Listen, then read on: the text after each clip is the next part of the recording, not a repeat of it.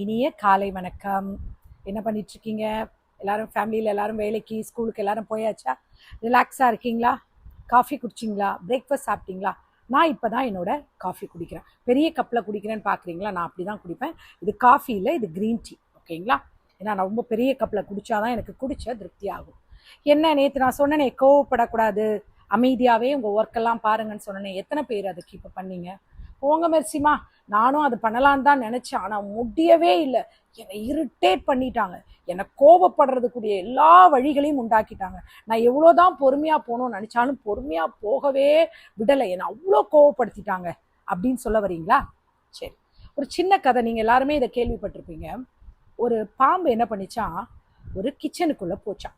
அந்த பாம்புக்கு தெரியாது அது கிச்சன்னு சொல்லிட்டு. போகும்போது அங்கே கீழே வச்சிருந்த நைஃப்பில் அது உடம்புல கீறல் பட்டுருச்சு.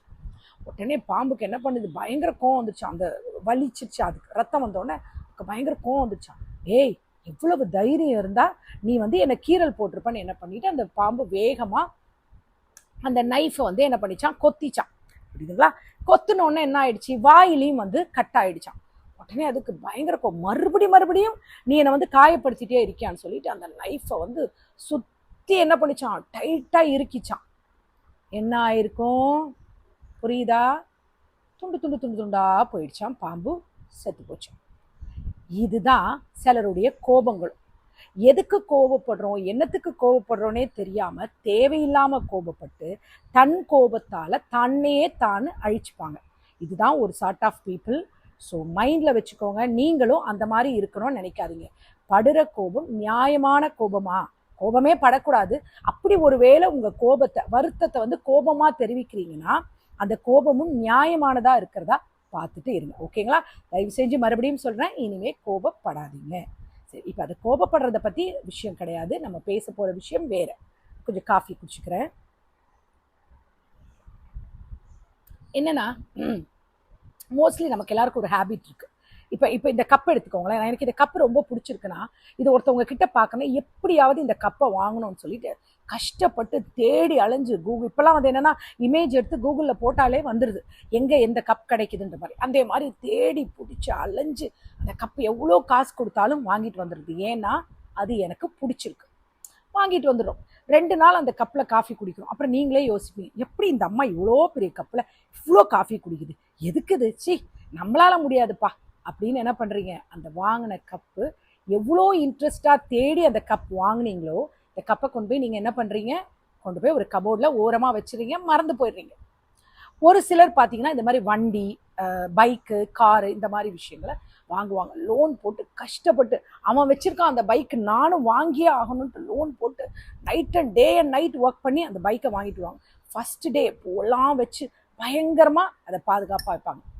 செகண்ட் டே ஒரு தூசி பற்றாது, காலையில் 5 மணிக்கெலாம் எழுந்து வண்டியை தடத்தடன்னு துடைப்பாங்க. எத்தனை பேர் வீட்டில் நடக்குது? நான் சொல்கிறது உண்மை தானே? பயங்கரமாக போட்டு க்ளீனாக துடைப்பாங்க, சுத்தமாக வச்சுருவாங்க.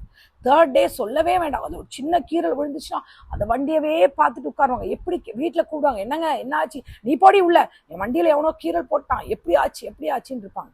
இப்படியே ஒரு மாதம் அந்த வண்டியில் யாரையும் பின்னாடி உட்கார கூட வைக்க மாட்டாங்க. அவ்வளவு பார்த்து என்ன பண்ணுவாங்க, அந்த வண்டியை பாதுகாப்பாக வச்சுப்பாங்க.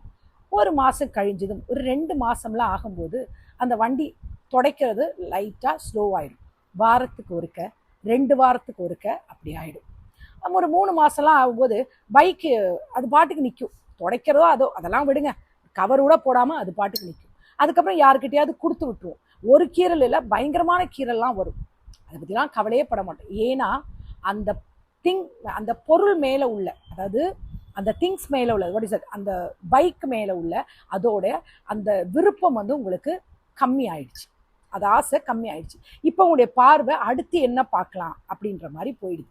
ஸோ இதனால என்ன ஆகிடும், ஆனால் அந்த பொருளுக்கு நம்ம கொடுத்து வாங்கியிருக்கோம் இல்லையா, லோனோ என்னவோ, அது ஸ்டில் கட்டிட்டு தான் இருப்போம், அது ஞாபகத்தில் இருக்காது நமக்கு. ஆனாலும் அந்த பொருள் பிடிக்கல, அதை என்ன பண்ணுறோம், உடனே கொஞ்ச நாள் கழிச்சு வேற ஒரு மாடல் இதை எப்படியாவது போட்டு கம்மி காசு போனால் நஷ்டம் ஆனாலும் பரவாயில்ல, விற்று தொலைஞ்சா போதும், என்ன வண்டி இது வந்த பிறகுதான் அப்படிலாம் சொல்லி நம்ம அந்த வண்டியோ இல்லை அந்த பொருளையோ அதை நம்ம விற்றுடுறோம். இது மனுஷனுடைய இயல்பு. நம்ம கஷ்டப்பட்டு உழைக்கிறோம், நம்ம எல்லாத்தையும் சம்பாதிக்கிறோம், பட் நம்மளால ஏன் அது போதும் அப்படின்ற மனநிலைமைக்குள்ள நம்மளால வர முடியல. ஏன்னா நம்மளுடைய ஆசைகள், நம்ம எப்பவுமே நம்முடைய பழைய வாழ்க்கையை நம்ம மறந்துடுவோம். நம்ம எப்படியெல்லாம் வாழ்ந்தோம், ஒருவேளை சாப்பாடுக்கு நம்ம எவ்வளோ கஷ்டப்பட்டோம், என்ன மாதிரியெல்லாம் கஷ்டப்பட்டோம், நம்ம எவ்வளோ நம்ம பேரண்ட்ஸ் கஷ்டப்பட்டாங்க. இன்னைக்கு இந்த நிலைமையை நான் அடையிறதுக்கு என் படிப்பில் நான் எவ்வளோ கஷ்டப்பட்டிருப்பேன், நான் எவ்வளோ சாரி ஒரு ஃபோன் வந்துச்சு அதனால கட் ஆயிடுச்சு. நம்ம நிறைய பேர் அந்த ஒரு பழைய வாழ்க்கையை நம்ம யோசிக்கிறது இல்லை. இந்த இடத்த நம்ம தொடுறதுக்கு நான் எவ்வளவு கஷ்டப்பட்டிருப்பேன், என்னுடைய குடும்பம் எவ்வளோ கஷ்டப்பட்டிருப்பேன், நான் எவ்வளவு படித்து ஹார்ட் ஒர்க் பண்ணியிருப்பேன், இவ்வளோத்துக்கு எத்தனை போராட்டத்தில் நான் இந்த ஒரு பதவியில் இந்த ஒரு இடத்துக்கு வந்திருப்பேன். இதை நம்ம யோசிக்கிறதுக்கு மறந்துட்டு நம்ம என்ன பண்ணுறோம், ஆடம்பரத்துக்காக அனாவசியமான செலவுகள், சரியா, என்னென்ன செய்யணுமோ எது தேவையோ அது தேவையில்லாததெல்லாம் கடன் வாங்கி. குழந்தை கேட்டுச்சு, ஒரு பர்த்டே பார்ட்டியா, குழந்தை 1 வயசு தான் ஆயிருக்கும், அதுக்கு அந்த அளவு பர்த்டே பார்ட்டி பெருசே, அதுக்கு ஒன்றுமே தெரியாது. ஆனால் அதுக்கு லட்சக்கணக்கில், சிலர் பார்த்துருக்கீங்களா, லட்சக்கணக்கில் செலவு பண்ணி பயங்கர கிராண்டாக எல்லாரையும் கூப்பிட்டு பயங்கர தடபுடலாக ஒரு விருந்து வச்சு ஒரு 5 லட்சம் அப்படிலாம் செலவு பண்ணி கடன் ஆக்கிடுவாங்க. குழந்தைக்கு 1 வயசு தான் ஆயிருக்கும், வந்த கிஃப்ட் ஒரு 10,000 ரூபாய்க்கு கூட தேறி இருக்காது. இவ்வளோதான். அந்த குழந்தை நாளைக்கு அது விவரம் தெரிஞ்சு பார்க்கும்போது 6-7 வயசுக்கு தான் அதுக்கு விவரம் புரியும். ஆனால் இந்த 5 லட்சம் கடனை அந்த குழந்தை 10 வயசு ஆனாலும் அவங்க அடைச்சிக்கிட்டு தான் இருப்பாங்க. ஸோ பிளானிங் இல்லாமல் எல்லா காரியத்தையும் பண்ணுறது. மற்றவங்க முன்னாடி நான் பெருமையாக வாழணும், மற்றவங்க முன்னாடி நான் பெரிய ஆளாக காமிச்சிக்கணும், மற்றவங்க என்னை என்ன நினைப்பாங்க, மற்றவங்கன்னு மற்றவங்களுக்காகவே வாழ்ந்துட்டு உங்களை நீங்கள் பார்க்குற நேரத்தை விட்டுறீங்க, உங்கள் உடல் நலனை பார்க்குறத விட்டுறீங்க, உங்களுக்கு தூங்குறதுக்கு ஒரு நல்ல டைம் இருக்கான்னு கவனிக்கிறத விட்டுட்டீங்க, உங்கள் குடும்பம் கூட எவ்வளோ நேரம் நீங்கள் ஸ்பெண்ட் பண்ணுறீங்கன்றதை யோசிக்க விட்டுட்டீங்க. 24 மணி நேரமும் ஆஃபீஸில் ஒர்க் பண்ணுறீங்க, வீட்டுக்கு வந்தால் திங்கிங், இந்த கடனை எப்படி அடைக்கிறது, இந்த வீட்டு லோனை எப்படி அடைப்பேன், இந்த வண்டி லோனை எப்படி அடைப்பேன், பிள்ளைகளோட ஃபீஸ் எப்படி கட்டுவேன், பையனோட காலேஜ் ஃபீஸ் எப்படி கட்டுவேன், இப்போ தீபாவளி வருது, இப்படி எல்லாம் யோசிச்சு என்ன ஆகும், ஃபைனலி உங்களோட ஹெல்த்து சிக்காயிடும். ஸோ உங்கள் கனவுகள் எதுவுமே நிறைவேறாமல், அது எதுவும் பார்க்காமலே நம்மளுடைய வாழ்க்கை ஒரு முடிவுக்கு வரும். காலையில் எனக்கு இந்த டீ குடித்தாதான், பிளாக் டீக்கு அப்புறம் ஒரு பிளாக் காஃபிக்கு அப்புறம் இது ஒரு டீ குடித்தாதான் ஒரு எனர்ஜி வரும். ஸோ நான் என்ன சொல்லேன்னா, எப்போவுமே நம்ம ஒரு பிளான் பண்ணுறோன்னா, ஒரு வாழ்க்கையில் ஒரு காரியங்களை தொடங்குறோன்னா, என்ன செய்ய போகிறோம், ஏது செய்ய போகிறோம், இது நமக்கு தேவையா, இந்த செலவு நமக்கு அத்தியாவசியமான செலவா, இது நம்முடைய வாழ்க்கைக்கு தேவையான செலவா, இந்த செலவு நான் செய்கிறதால எனக்கு ஏதேனும் பயன் உண்டா, அதை யோசிங்க. அதுக்காக நான் உங்கள் பிள்ளைகளுக்கோ உங்கள் குடும்பத்துக்கோ உங்கள் மனைவிக்கோ செலவு பண்ணுறதை குறையா சொல்லலை. ஆனால் தேவையில்லாத அகலக்கால விரிக்காதீங்க. உங்களுடைய கையில் என்ன சம்பளம் வருதோ அதுக்கு மீறி பெரிய பெரிய செலவுகளுக்குள்ளே போகாதீங்க.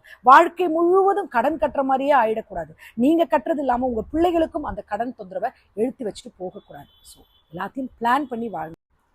வாழ்க்கையை ரொம்ப அழகாக திட்டமிட்டு கொண்டு போங்க. திட்டமிட்டு வாழ்க்கையை செய்யுங்க. நம்ம அந்த காலத்தில் படித்ததில் ஒவ்வொரு விஷயங்களும் திட்டமிட்டு பண்ணதால தான் நம்ம அம்மா அப்பா கடன்கள் இல்லாமலே வாழ்ந்தாங்க. அவங்களாம் இங்கே எத்தனை பேர்ட்ட கடன் வாங்கியிருப்பாங்க, ஒன்றுமே கிடையாது. எத்தனை தடவை அவங்க பேங்க்கில் போய் லோன் வாங்கியிருப்பாங்க, எவ்வளோ நகையை போய் அவங்க பிளட்ஜ் பண்ணியிருப்பாங்க, ஒன்றுமே இருக்காது. ஏன்னா அவங்களுக்கு தெரியும் இந்த காசில் எவ்வளவு செலவழிக்கணும், எவ்வளோ பண்ணணும். ஆனால் நம்மளாம் நல்லா படித்து வந்திருப்போம். அவங்க கிட்ட இருந்த இவ்வளோ காசுல நம்ம நல்லா படிச்சிருக்கோம். இன்னைக்கு நம்ம கிட்ட இவ்வளோ காசு இருக்கு, நம்ம குழந்தைங்களை படிக்க வைக்கிறதுக்கு நம்ம கையில ஃபீஸ் கட்ட முடியல, அது கட்ட முடியலன்ட்டு கண்ணா பின்னா லோன் வாங்குறோம். தவறு எங்க, நமக்கு ப்ராப்பரான ஒரு பிளானிங் இல்லை. எப்போவுமே ஒரு சம்பளம் வரும்போதே கிளீனாக பிளான் பண்ணிக்கோங்க.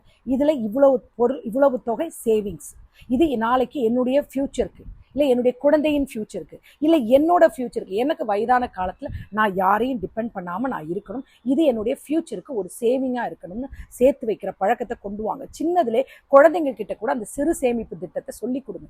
சின்ன சின்ன விஷயங்களை எப்படி சேமிக்கணும், ஒரு உண்டியல் வாங்கி கொடுங்க. அதில் ஒரு பிக்கி பேங்குன்னு சொல்லுவாங்க, எங்கள் வீட்டில் அந்த காலத்துலாம் வாங்கி கொடுத்துருக்காங்க. கொடுக்குற காயின் எல்லாம் அதில் சேர்த்து வைக்க சொல்லுங்கள். நீங்கள் கொஞ்சம் கொஞ்சமாக சேர்த்து வைங்க. அம்மாமார்களுக்கும் சொல்கிறேன், கையில் உள்ள காசு இல்லை, புருஷங்க வெளியே போனதில்லை, ஆன்லைனில் என்ன ஆர்டர் பண்ணலாம், வீட்டுக்கு புடவை கொண்டு வந்தால் என்ன வாங்கலாம், என்ன அப்படி யோசிக்காதீங்க, சேர்த்து வைங்க.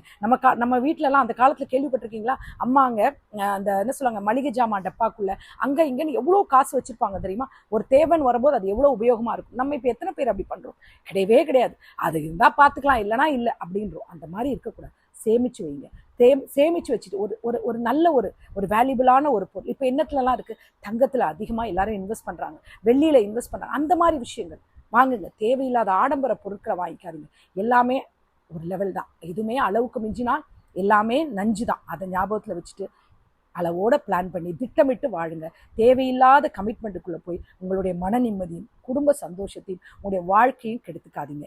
இதுதான் இன்னைக்கு நான் சொல்ல விரும்புகிற கருத்து. ஆக்சுவலி இன்னைக்கு வீக்கெண்டு, இன்னைக்கு சாட்டர்டே. ஸோ ஜாலியாக போய் ஃபேமிலி கூட என்ஜாய் பண்ணுங்கள். என்ன இருக்கோ அதை வச்சு அழகாக சந்தோஷமாக இருங்க. இல்லையா முடியலையா, வீட்டுக்குள்ளேயே அமைதியாக உட்காந்து ஒருத்தருக்கு ஒருத்தர் அன்பாக பேசி, வெங்காயம் இருக்கா, பஜ்ஜி மாவு இருக்கா, அழகாக கலக்கி ஒரு பஜ்ஜி போடுங்க. சாயந்தரம் ஒரு ஸ்நாக்ஸ் வச்சு பஜ்ஜி சாப்பிட்டுட்டே எல்லாரும் பேசுங்க. கேரம் போர்டு இருக்கா, விளையாடுங்க. இல்லையா வேறு ஏதாவது விளையாடுங்க. என்னென்ன இருக்கும் உங்கள் சந்தோஷத்தை பகிர்ந்துக்கோங்க. குடும்பத்துக்கு கூட சந்தோஷத்தை பகிர்ந்துக்கோங்க. உங்களுடைய மனசில் உள்ள கலக்கங்களை புருஷன் மனைவி ஒருத்தருக்கு ஒருத்தர் கலந்து பேசிக்கோங்க. ஓகேங்களா? பெரிய பெரிய விஷயங்களை போய் அகலக்காலை வச்சு பெரிய கடனுக்குள்ளெல்லாம் போய் மாட்டிக்காதீங்க. வாழ்க்கை ரொம்ப அழகானது. எப்படி வாழணுன்றத நம்ம கிட்ட தான் இருக்குது. நம்ம திட்டமிட்டாதான் நம்ம வாழ்க்கை வாழ முடியும். ஓகேயா? இன்னைக்கு சந்தோஷமா இருங்க. முடிஞ்சா இன்னைக்கு 4 மணி லைவ்ல சந்திக்கிறேன், இல்லைன்னா நாளை சந்திக்கலாம். Okay, take care, bye bye, love you all.